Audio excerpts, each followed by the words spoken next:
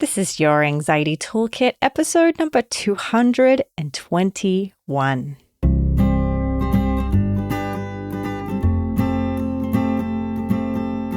Welcome to Your Anxiety Toolkit. I'm your host, Kimberly Quinlan. This podcast is fueled by three main goals. The first goal is to provide you with some extra tools to help you manage your anxiety. Second goal, to inspire you. Anxiety doesn't get to decide how you live your life. And number three, and I leave the best for last, is to provide you with one big, fat virtual hug. Because experiencing anxiety ain't easy. If that sounds good to you, let's go.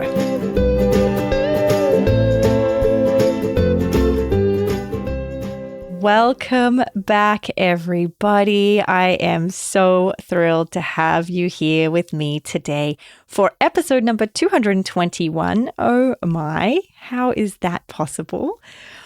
Okay, so we are getting so much feedback, such amazing feedback from last week's episode.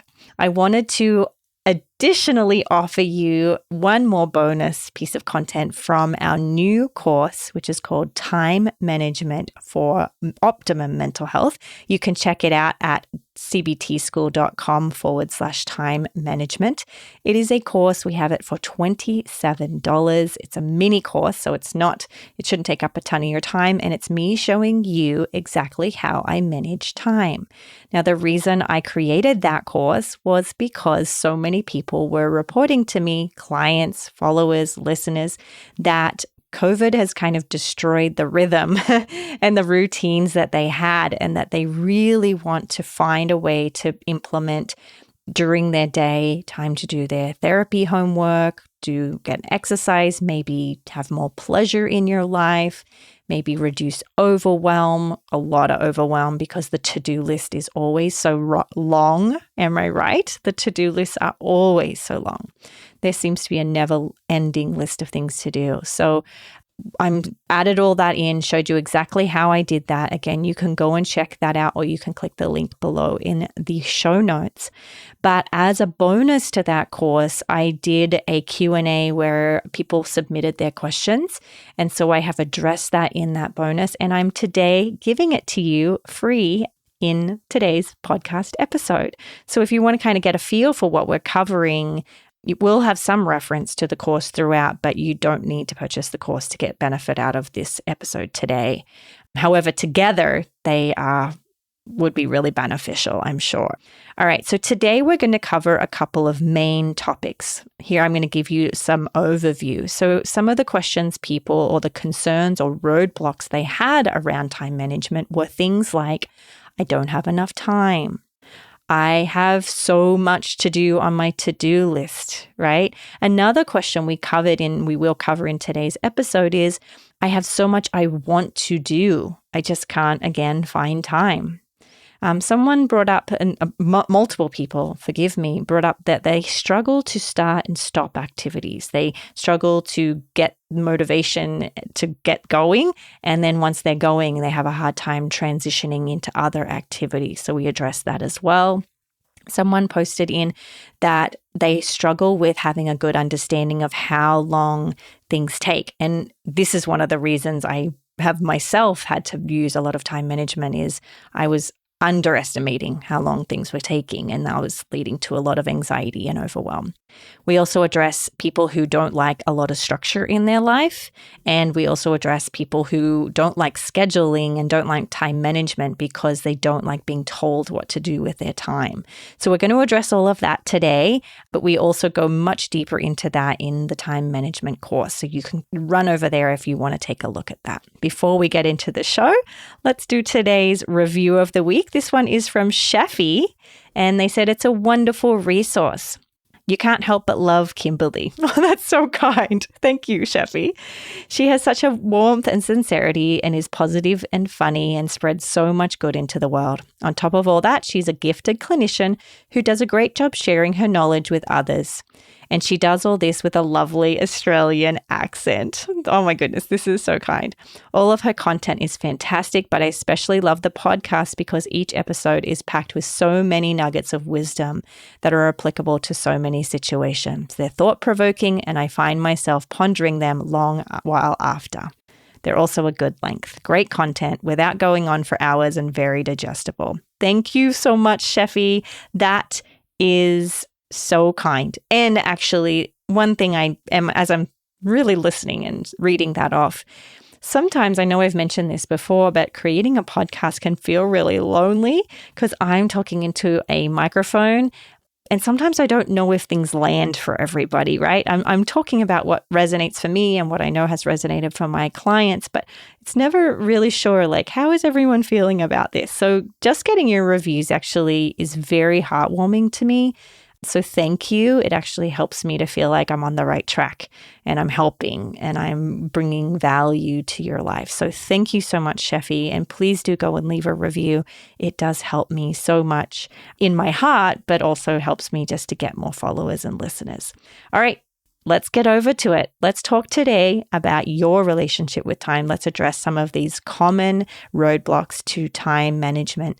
And I hope you find it incredibly helpful. Have a wonderful day, everybody. Welcome, everybody. I am so excited to be here with you to talk about your relationship with time. Now, this is an interesting topic, I think, and one that very much relates to our mental health. I personally find a lot of my thoughts are around time and about my belief that I don't have enough of it. And this has probably been a very big part of my own experience of suffering because I keep telling myself I don't have enough of it. And I really want to see whether this is true for you. Okay.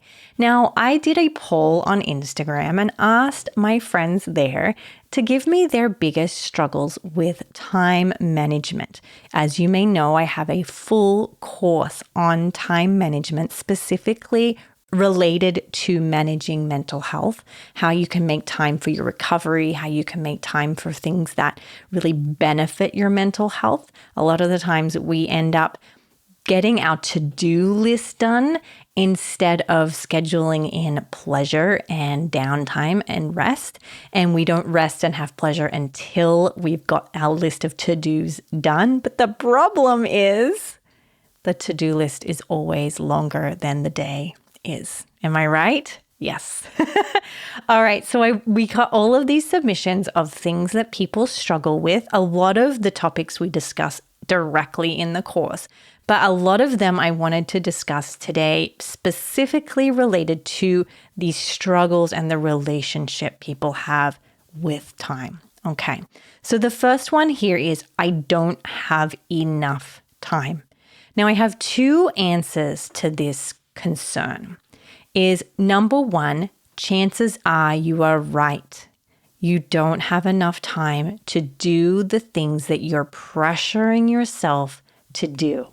Now, I understand that many of you have jobs and you're going to school and you have children or you have loved ones and you have your own chronic illnesses or mental illness. So I agree, the list of things to do is very, very long. But I've wanted to first just ask you, is all the things on your to-do list being demanded of you, or are you demanding them of you? It could be one or the other. I just wanted to ask you, because I know for me, there are lots of things that I get demanded to do. I have to work. I have to make money. I have to be a mom. These are things that I really value and I want to take care of. But in addition to that, there's a lot of things on my to-do list that I actually don't have to do. I place those stresses on myself.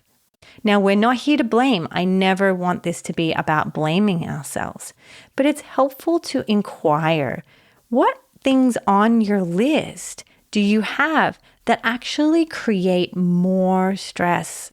Is it helpful to add those things on your list? Is there a way you could maybe give yourself a break from the long things of all the things you have to do? And assess for yourself what's important. Is it important to me to get this done? But here is the thing. As we talk about in time management, the online course is I have so many things that I value. I have so many things I want to do. I have so many ways I want to show up for people and friends and family. And at the end of the day, it's unrealistic. Even though I want to do it, I don't have the time. So to reflect, I don't have the time. Yeah, that's true.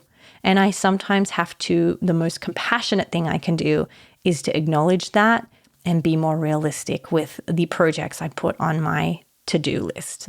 Often I'll speak with clients about like, are you taking too many courses? And they'll say, no, I have to. Everybody is taking this many. And I'll go, but is it working for you? If you're really honest with yourself, does taking that many courses benefit you and give you time to recover from your mental illness?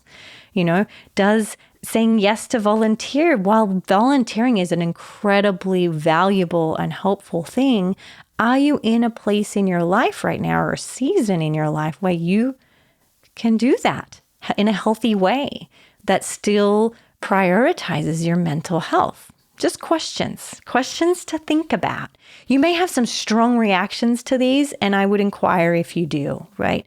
I'm not suggesting anything here, except I want you to inquire what is best for you. Now, on the flip side of this, I can also say, even on the days when I've managed my time and my to-do list, I still just have the thought, I don't have enough time. I don't have enough time. I don't have enough time. And that's my relationship with time, right? It's not great. My personal relationship with time, I have a long way to go. My relationship with time, as if it's a thing, is when I look at it, I say to it, there's not enough of you. But I only have 24 hours. You only have 24 hours. And we have to negotiate with what we want to cram into that 24 hours. It can be whatever you like, really. You can sleep for as long as you think you need to sleep.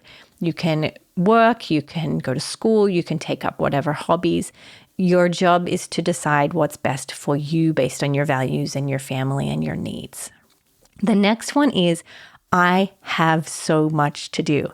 Again, we have a relationship with time when it's not about time, it's about our to-do list. I really want this time management course that I've created. You can go to cbtschool.com and /time management. If you haven't already, if you're listening to the course right now, I want you to really, really think about the to-do list and reassess the to-do list. If it doesn't need to be done, I would encourage you to consider taking it off. Now, I understand a lot of things on the list have to be done, and I want them to be done, which is why you should, if you need, take a look at the procrastination episode and module, and you can maybe look at that as well. But like I said, always, a lot of the thoughts we have about time are either facts or their mindsets that we have. So we may need to think about how much pressure we're putting on ourselves. Another sort of very small shift to that thought is there's so much I want to do. Now, here is this is very important. I personally, as a human being, there is so much I want to do. I have such passion to do this project and write that book and to create that podcast. And I have all these things and hobbies I want to do. And it's a wonderful thing. Some of you may not have that experience right now, and that's okay. Sometimes depression and anxiety can take the passion out of things. But a lot of you are here because you want to get things done and you can't find a way to put it into your schedule, right? I really want to encourage you to start to do these things you want to do, but you have to be realistic about time. A part of the reason I made this course and not other courses is that this course could be a very quick make, right? Meaning it didn't take me 6 months to make like some of my courses. The time management course is almost 100 minutes or 220 minutes, right? it's easier for me to do this than to create a 6-month-long course. And I did it in small 20-minute increments. And I want to encourage you that if your relationship with time is saying, I have so much I want to do and I don't have enough time, find in your schedule 10 minutes to start. Because 10 minutes today and 10 minutes next week and 10 minutes the week after that, before you know it, you will start to have some momentum, even if it's 10 minutes a week. A lot of times we don't do things because we tell ourselves that there's not enough time and there's too much to do, instead of just giving yourself permission to just do little baby things, little baby steps. Create what you can in small amounts of time. Somebody had written, I struggle to start and stop activities. And this is very, very important. A lot of people struggle with time because getting going, it needs a lot of created momentum. The thing to remember is that motivation, and I will create a full mini course on this very soon as well, is motivation is not something you just get. It's not inherent. You don't wake up with it. Motivation is something that you have to really create of your own. You have to cultivate motivation. You have to harvest motivation. It's something that you generate on your own. So to start an activity, usually you will need to look at first what's getting in the way, right? We talked about procrastination in last week's episode and in other modules of this course. That's a big one. So starting usually means you have to generate motivation based on willingness to be uncomfortable, cleaning up any negative thoughts you have or critical thoughts you have about doing the activity, right? Setting timers and reminders to remind you, because sometimes really honestly, you're busy. You're a busy person or you're an overwhelmed person. And so you will need timers and reminders and calendars, but it's really generating that activity. One of the best things to do is to keep in mind or to draw on a piece of paper or write it down how you will feel when it's done, what it will look like when it's done, like a vision board almost. But it's okay. Put some time into it. Is like, what emotions will I feel when I've completed this email? Or what will be the result if I create this course 20 minutes at a time? Little baby steps. When it comes to stopping, it's probably going to be much of the same tools. Is schedule your time to do things, set an alarm or a reminder if you're someone who gets sort of stuck in it. So set a timer or a reminder, put up sticky notes, and then also be willing to be uncomfortable. When I let my kids have tech time, we schedule tech time every day. When they say turn it off, they don't like it. They're in this mode of playing their game, they're watching the thing they want to watch. And moving out of that can feel very jarring and uncomfortable, right? And so we have planned ahead for that. We know that when tech time is over, my husband and I, we may want to implement some kind of family time or snack time, something that can help move us on to the next activity. Something motivating and pleasurable is often very helpful when moving from some kind of either uncomfortable experience to a different experience, or you're in a pleasurable experience and you've got to move into something uncomfortable. So there's some tips that may help that you may want to experiment with. The next one is, I don't have a good understanding of how long things take. Now, this is huge. Again, if you're listening to this on the podcast, this is another reason where I stress the importance of you. If you want to take the course, I stress how helpful it can be. I write down how long things take often. Probably once a month, I do an inventory of my day. How long does it take to get my emails done? How long does it take to get the kids to school? How long? And while this may seem like a lot of work, it pays off because I will then realize I only scheduled 30 minutes for emails, but to be honest, emails are taking me 45 minutes. Helpful data, right? Important data to help me then renegotiate my schedule so that it is kind, or to really work at not spending as much time on emails, or to be less perfectionistic about emails, or to delegate emails or whatever project it is that you're doing to somebody else.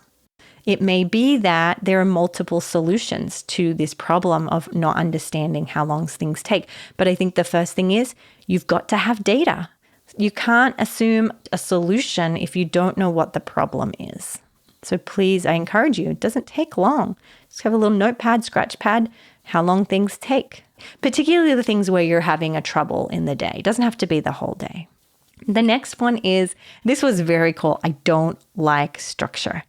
Now, if this is you, I am so with you. I was and have been in my life someone who doesn't like structure. It stresses me out, makes me anxious. The pressure is overwhelming. I don't like structure. However, as someone who was forced to practice these skills because life was so chaotic and unmanageable, I have found now I have a much better life with structure. I have found I'm more creative and spontaneous now that I have structure in my life because I know the things I need to get done are done.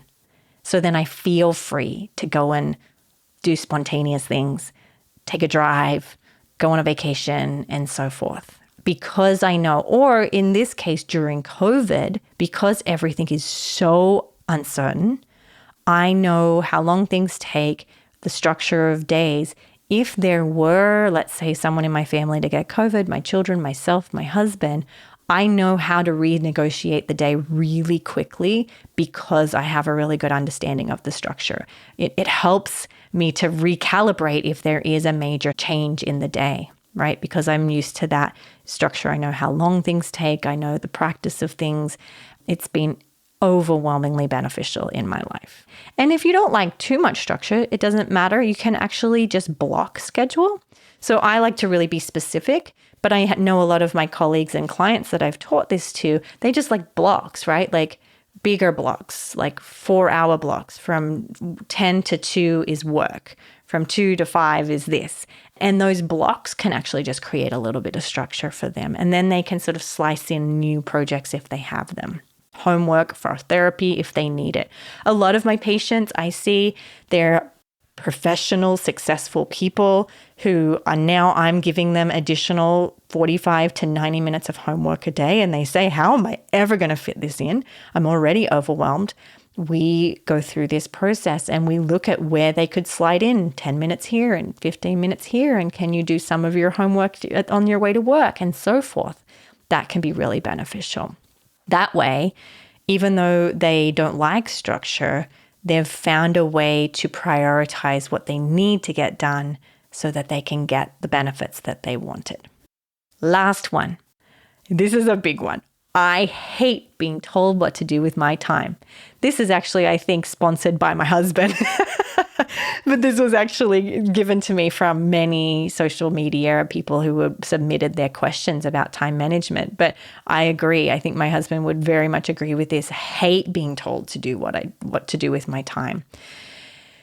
There is, when it comes to time management, I wouldn't say it's a humbling, but it's a letting go of control. You know, because when you don't want to be told what to do with your time, it feels like you're being controlled. Again, I don't think you have to do any of this if you don't want to. I wouldn't encourage you to make any of these changes if you really, really disagree with them. However, I would encourage you to consider at least giving it 30 days, because what you will find is when you schedule things, it might feel like you're being told to do something with your time. You're doing it. I don't want you to have anybody else telling you what to do. But if you're putting down on your schedule what you want to do, I want you to remind yourself why. Why are you doing this? Often it's because the chaotic, unplanned day only creates more suffering. And chances are you already have a lot of suffering. I'm guessing because you know about me, you have some kind of anxiety or depression or medical or mental struggle. And so even though this scheduling and this time management practices can feel like you're losing your freedom, I personally think it's gaining freedom. It's taking back control over the chaos in your mind, the running list, the mental rumination, the anxiety of all the things, and having it to be where it's all there and it's done, right? Now, it doesn't have to be for you, right? I want you to find specifically, and you will see, remember we talk about in the course, we have a whole module on considering your specific set of circumstances. I want you to consider what's good for you and make plans and adjustments, but keep my voice in your mind in that sometimes the more you plan it, the more freedom and free space you have in your mind to do the things you want because you're not constantly carrying around the to-do list. It's there anyway. You might as well handle it efficiently. So that's my real encouragement. Again, I'm really for it. You may not be for it. I'm not going to harass you and make you agree with my view on it. But I know the science here and I have seen it benefit so many people. And I really hope that you can give it a go and let your guard down and let go of your need to have that control and honor what's important to you and follow through with what's important to you so that you get the things that you want and you get the mastery over the things in your life that are important to you. Okay, so I hope that's helpful. I'm so grateful to have you here with me today to talk about your relationship with time. There may be many other things I haven't addressed. If I haven't addressed your specific struggle with relationship with time, I encourage you to journal down and explore how you might manage that because we do only have 24 hours and I want you to really find some peace in some of those parts of your day instead of carrying around the to-do list. So have a wonderful day and I will talk to you very, very soon. Please note that this podcast or any other resources from cbtschool.com should not replace professional mental health care. If you feel you would benefit, please reach out to a provider in your area. Have a wonderful day and thank you for supporting cbtschool.com.